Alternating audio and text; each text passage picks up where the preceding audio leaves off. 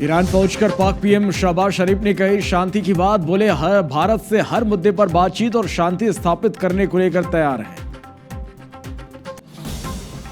PM Modi के गुजरात दौरे का आज दूसरा दिन, गांधीनगर में गुजरात शहरी विकास की 20वीं वर्षगांठ के समारोह में होंगे शामिल। सुशासन तिहार की आकस्मिक निरीक्षण जारी, आज रायगढ़ जा सकते हैं सीएम साहब, 20 से ज्यादा जिलों का आकस्मिक निरीक्षण कर चुके हैं सीएम। बीजापुर जिले के सबसे अंतिम छोर पर बसे पामेड़ में संविधान शिविर का आयोजन, सीएम साय ने किया छत्तीसगढ़ ग्रामीण बैंक की नई शाखा का शुभारंभ। पेंड्रा में अजीत जोगी की प्रतिमा चोरी करने का मामला, ऋचा जोगी पहुंची प्रतिमा स्थल, धरना प्रदर्शन में हुई शामिल, प्रतिमा चोरी करने वाले के खिलाफ कार्रवाई की मांग। रायपुर में स्पा सेंटरों पर पुलिस की दबिश, कई स्पा सेंटर पर आपत्तिजनक सामान हुआ बरामद, स्पा सेंटर के संचालकों को हिरासत में लिया गया, युवतियों से पूछताछ जारी।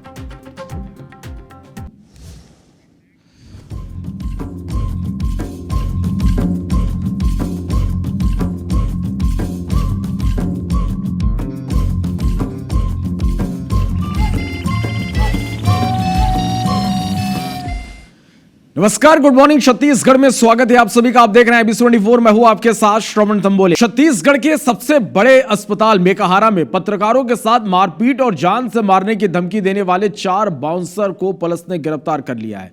चारों बाउंसर वसीम बाबू, मोहन, सूरज और जतिन का पुलिस ने सिर मुंडवाकर मौदापारा से कोर्ट तक जुलूस निकाला। इनमें से एक वसीम बाबू की लाइसेंसी रिवाल्वर को पुलिस ने जब्त किया है। बता दें कि रविवार को कवरेज करने मेकाहारा पहुंचे पत्रकारों के साथ सिक्योरिटी गार्ड और बाउंसरों ने मिलकर मारपीट की थी और इसको लेकर देर रात तक हंगामा हुआ। पत्रकारों की शिकायत पर पुलिस ने रविवार रात ही चारों आरोपियों को गिरफ्तार कर लिया था। पुलिस ने इन आरोपियों की कंपनी को भी ब्लैकलिस्टेड कर दिया है। इस कंपनी के खिलाफ काफी दिनों से मरीज और उसके परिचितों के साथ दुर्व्यवहार की शिकायतें मिल रही थी।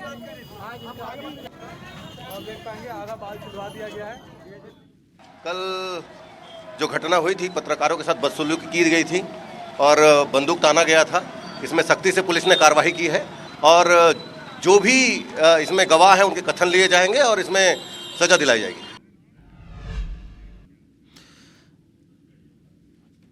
बिलासपुर में गाउन और मुखौटा चोर गिरोह इन दिनों सक्रिय है। चोरों ने रविवार की रात एक ज्वेलरी शॉप का ताला तोड़कर लाखों रुपए के गहने पार कर दिए। इस घटना का सीसीटीवी वीडियो सामने आया है। मामला मस्तूरी थाना क्षेत्र के जयराम नगर का है। जानकारी के मुताबिक कोटमी सोनार के रहने वाले संजय सोनी रोज की तरह रविवार देर शाम ज्वेलर्स दुकान बंद कर घर चले गए। सोमवार की सुबह लोगों ने देखा कि दुकान का शटर टूटा हुआ है। कुछ ही देर में यह खबर व्यापारियों तक पहुंच गई। सूचना मिलने पर पुलिस की टीम भी मौके पर पहुंची। पुलिस ने आसपास लगे सीसीटीवी वीडियो की जांच की, जिसमें 5 चोर शटर तोड़कर अंदर घुसते हुए दिखाई दिए। फिर दुकान के अंदर रखे सोने चांदी के गहनों को बोरी में भरकर ये ले गए। हालांकि चोरी की ज्वेलरी की मात्रा और कीमत का पता फिलहाल नहीं चल सका है। पुलिस की टीम सर्च डॉग और फिंगरप्रिंट एक्सपर्ट की मदद से चोरों की तलाश कर रही है। और खास बात यह कि चोर गिरोह गाउन और कार्टून वाला मुखौटा लगाए नजर आ रहे हैं। उनके हाथ में शटर तोड़ने के लिए लोहे का औजार भी है और यह माना जा रहा है कि चोर गिरोह अपनी पहचान छिपाने के लिए लेडीज गाउन और मुखौटा लगाए थे।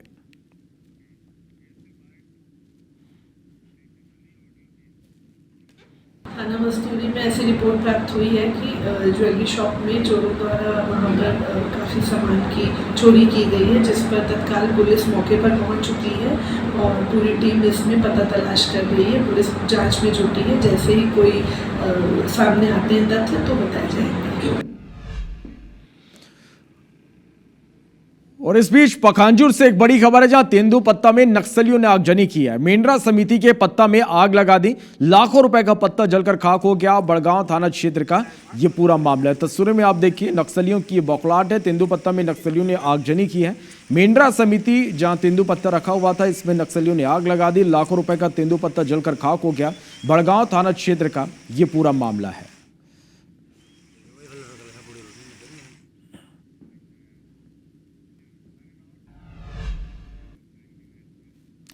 और पेंड्रा से एक बड़ी खबर है, जहां अजीत जोगी प्रतिमा विवाद मामला, देर रात पुलिस ने प्रतिमा स्थापना का काम रुकवाया है। प्रतिमा लगाने पर अमित जोगी के समर्थक अड़े रहे। एसडीएम ने काम रोकने, यथास्थिति बनाए रखने के निर्देश दिए हैं। पुलिस और प्रशासन की टीम मौके पर मौजूद है। तो ये बड़ी खबर आप तक पहुंचाना है। अजीत जोगी की प्रतिमा का विवाद से जुड़ा यह पूरा मामला है, जहां पर देर रात पुलिस ने प्रतिमा स्थापना का काम रुकवाया। प्रतिमा लगाने पर अमित जोगी के समर्थक अड़े रहे। एसडीएम ने काम रोकने, यथास्थिति बनाए रखने के निर्देश दिए हैं। पुलिस और प्रशासन की टीम मौके पर मौजूद है। तो जिस तरह से यह पूरा घटनाक्रम सामने आया है, पहले पूर्व सीएम अजीत जोगी की प्रतिमा गायब हो गई और इसके बाद प्रतिमा को बरामद किया गया और इसे लेकर हंगामा लगातार चलता रहा। देर रात पुलिस ने प्रतिमा स्थापना का काम रुकवा दिया है। प्रतिमा लगाने पर अमित जोगी के जो समर्थक है वो अड़े रहे। एसडीएम ने काम रोकने, यथास्थिति बनाए रखने के निर्देश दिए हैं। तो ये तस्वीरें भी आप देखिए किस तरह से विवाद की स्थिति यहां पर बनी हुई है। तो ज्योतिपुर के चौक में प्रतिमा गायब हुई थी और इसका सीसीटीवी तस्वीर भी आप इस वक्त देख पा रहे हैं। प्रतिमा ले जाते कुछ लोग यहां पर नजर आए। प्रतिमा लगाने को लेकर अब सियासत तेज हो गई है और इस खबर से जुड़े अपडेट यह है कि देर रात पुलिस ने प्रतिमा स्थापना का काम रुकवाया है। प्रतिमा लगाने पर अमित जोगी के समर्थक अड़े हुए थे। एसडीएम ने काम रोकने, यथास्थिति बनाए रखने के निर्देश दिए हैं। पुलिस और प्रशासन की टीम मौके पर मौजूद है।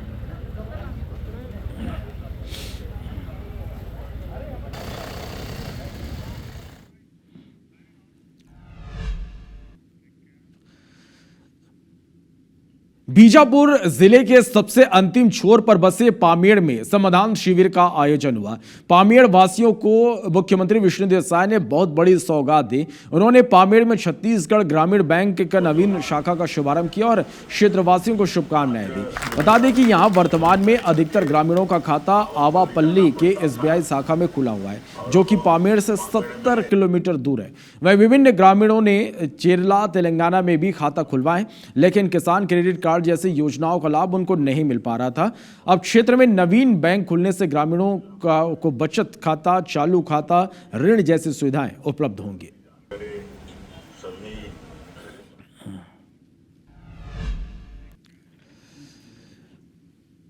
छत्तीसगढ़ में सरकारी स्कूलों और शिक्षकों के युक्तिकरण को लेकर प्रदेश के सभी शिक्षक संघ ने सरकार के खिलाफ मोर्चा खोल दिया है।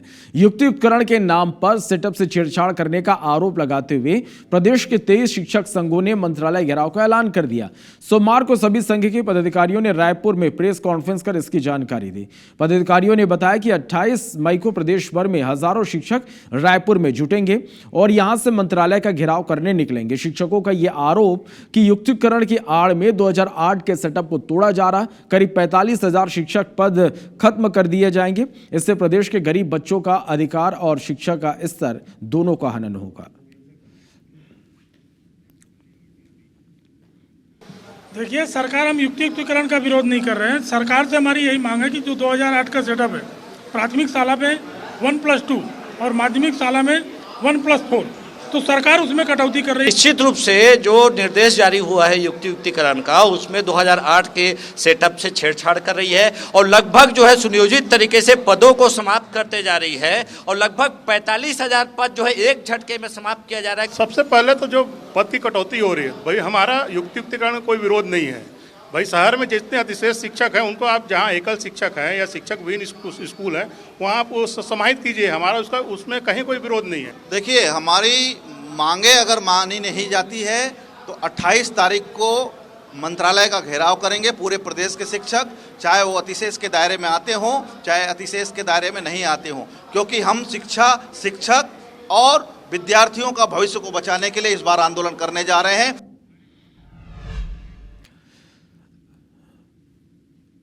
बड़ी खबर रायपुर से, जहां एबीपी का छत्तीसगढ़ में 5 दिवसीय महासम्मेलन होगा। आज से 31 मई तक एबीपी का महासम्मेलन होगा। आईजीकेवी सभागार में महासम्मेलन का आयोजन है। पर्यावरण, जल संरक्षण जैसे सामाजिक मुद्दों पर जोर दिया जाएगा। डिप्टी सीएम अरुण साव महासम्मेलन का शुभारंभ करेंगे। 29 से 31 मई तक राष्ट्रीय परिषद की बैठक भी होगी। तो ये बड़ी खबर है रायपुर से, जहां एबीवीपी का छत्तीसगढ़ में 5 दिवसीय महासम्मेलन होगा। आज से 31 मई तक एबीवीपी का महासम्मेलन होगा। IGKV सभागार में महासम्मेलन का आयोजन है। पर्यावरण, जल संरक्षण जैसे सामाजिक मुद्दों पर जोर दिया जाएगा। डिप्टी सीएम अरुण साव महासम्मेलन का शुभारंभ करेंगे। 29 से 31 मई तक राष्ट्रीय परिषद की बैठक होगी।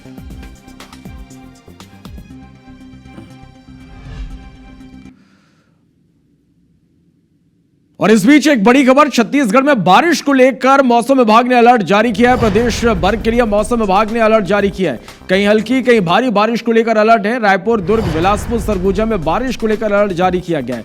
कई जिलों में तेज हवाओं के साथ बारिश हो सकती है। बारिश के चलते तापमान में गिरावट दर्ज की जा रही है। तो यह बड़ी खबर है, छत्तीसगढ़ में बारिश को लेकर मौसम विभाग ने अलर्ट जारी किया है। प्रदेश भर के लिए मौसम विभाग ने यह अलर्ट जारी किया है। कहीं हल्की बारिश होगी, कहीं भारी बारिश का अलर्ट मौसम विभाग ने जारी किया है। रायपुर, दुर्ग, बिलासपुर, सरगुजा में बारिश का अलर्ट जारी किया गया। कई जिलों में तेज हवाओं के साथ जोरदार बारिश हो सकती है। बारिश के चलते तापमान में गिरावट दर्ज की गई है।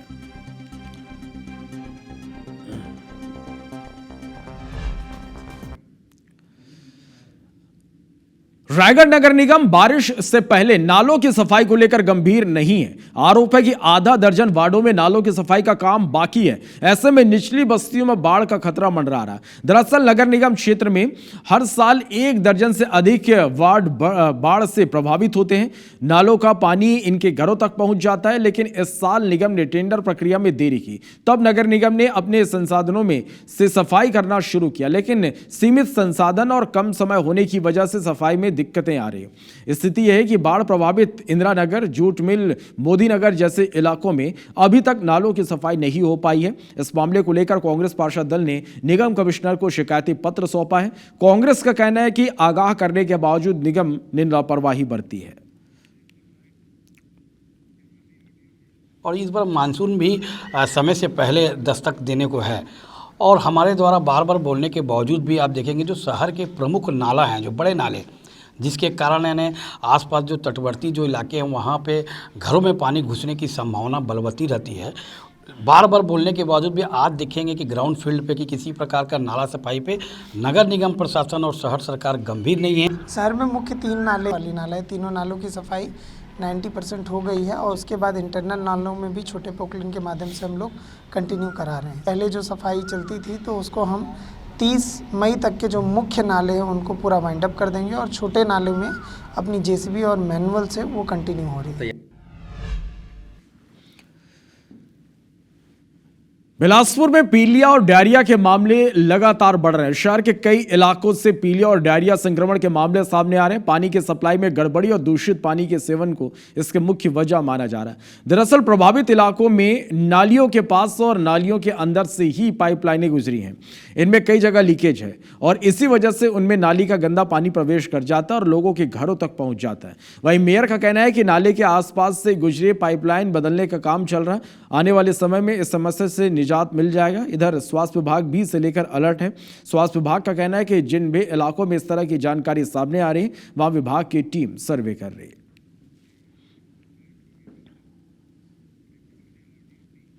ये नगर निगम क्षेत्र में कई जगह जो है हम तो मतलब पानी की समस्या दूर करने के लिए लगातार हमारे पार्षद और हम वार्डों में जाकर निरीक्षण कर रहे हैं और कई जगह जो है पुराने पाइप जो नाली के अंदर से गया है उसको भी हम बदलने का काम कर रहे हैं जहाँ गंदा पानी आ रहा है। शहर के 2-3 वार्ड से कुछ केस आया था कि यहाँ पर पीलिया के मरीज निकल रहे हैं, तो जिला अस्पताल में जो भर्ती थे उनका वहाँ पर भी जांच किए और वहाँ पर लगभग जितने भी केस थे पुराने इक्का दुक्का 1-2 दिन में आते रहे। फिर वहाँ पर हम लोग कैंप लगा के पूरा सर्वे भी किए और जो मरीज थे समझाइश भी देते हुए कि खान पान शुद्ध रखें तो उसी से फलता है और अभी ये स्थिति वहाँ पर सामान्य है।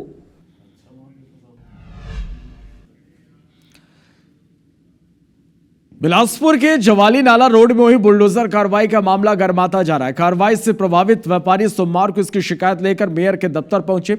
यहां उन्होंने निगम की कार्रवाई को दुर्भावनापूर्ण बताते हुए मेयर से निगम अधिकारियों की शिकायत की, जिसके बाद नाराज मेयर ने तत्काल भवन शाखा अधिकारी को अपने केबिन में तलब किया। यहां कार्रवाई को लेकर जब मेयर ने भवन अधिकारी से सवाल जवाब किया तो अधिकारी गोल मोल जवाब देने लगे, जिससे मेयर पूजा विधानी भड़क गई। उन्होंने स्पष्ट तौर पर चेताते हुए कहा कि उनकी मनमानी निगम में नहीं चलेगी। कार्रवाई के पहले जनप्रतिनिधियों को इसकी सूचना देनी होगी। इधर मेयर के भड़कने के बाद निगम अधिकारियों में हड़कंप मचा हुआ है। हालांकि निगम के भवन शाखा अधिकारी नाराजगी और उपेक्षा की बात से इनकार कर रहे हैं। उन्होंने उच्च अधिकारियों के निर्देश पर कार्रवाई की बात कही है।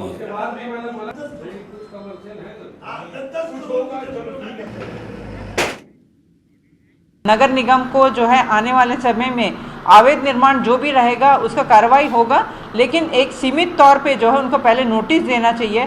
और हम मेयर इन काउंसिल में ये भी पास करेंगे कि हम पार्षदों को और मेयर को पहले जानकारी होना चाहिए कि किस क्षेत्र में तोड़फोड़ हो रहा है। अवैध तो था ही पूरा, इनको कम से कम 4-4, 5-5 नोटिस दी गई है और 1 तारीख और 4 तारीख को अपन ने 4-5 को नोटिस जारी की थी।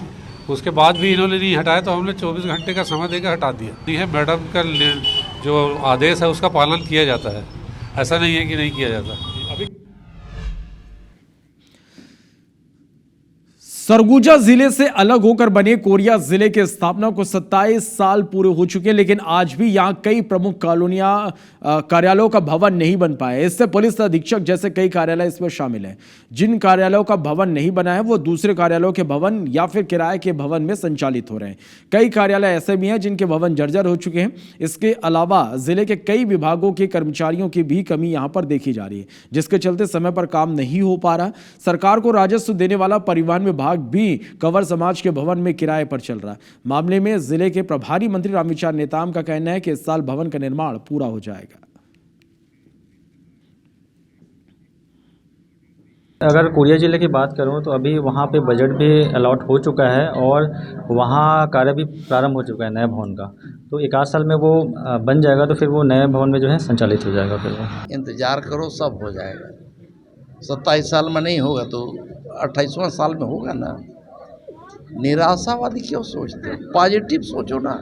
जिला बन गया कम बड़ी बात, इसके लिए तो डंका पीट नहीं रहे हो। एक ठे खपड़ा देख लिया उसी के लिए बोल रहे हो आप। धमतरी जिले में बाघ शिकार करते ट्रैप कैमरे में कैद हुआ। कुछ दिन पहले ही वन विभाग ने बाघ के पैर की तस्वीर कैप्चर की थी और इसके बाद वन विभाग ने 100 से ज्यादा ट्रैप कैमरे लगाए। दरअसल 2 दिन पहले अरसी कन्हार गांव परिक्षेत्र में वन परिक्षेत्र के एक गांव में बाघ ने मवेशी का शिकार किया था और उसी जगह पर विभाग ट्रैप कैमरा लगाकर निगरानी करना शुरू किया। तभी 24 मई की रात 8:37 में टाइगर की मूवमेंट देखी गई। कैमरे में चेक करने पर बाघ की पहली और शानदार तस्वीर निकलकर सामने आई। तो दूसरे दिन 25 मई की शाम बाघ फिर से मवेशी के पास लौटा। ट्रैप कैमरे में बाघ का वीडियो कैद हुआ। करीब 2.5 साल बाद बाघ की एंट्री सीता नदी टाइगर रिजर्व में हुई है। बाघ की कैमरे में तस्वीर आने से उदंती सीता नदी टाइगर रिजर्व फॉरेस्ट के लिए एक बड़ी खुशखबरी है। बहरहाल अब जंगल में लगे बाकी ट्रैप कैमरों की जांच की जा रही है। वहीं जंगल के अंदर बसाहट वाले इलाकों में सतर्क रहने मुनादी कराया जा रहा है। जी, उदंती सीता नदी टाइगर रिजर्व में वन्य जीव गणना जो है जारी थी पिछले 10-15 दिन से। उसी बीच जो हमने ट्रैप कैमरा जो डिप्लॉय कर रखे थे उसमें एक टाइगर का जो है फोटो कैप्चर हुआ है। जहाँ विचरण क्षेत्र में मिल रहा है बाघ का, वहाँ उन ग्रामों में जो हम लगातार जो है मुनादी करवा रहे हैं ताकि कोई भी जो है इसमें जनहानि घटित ना हो। नाइट पेट्रोलिंग भी जो है इसमें हम कर रहे हैं लगातार।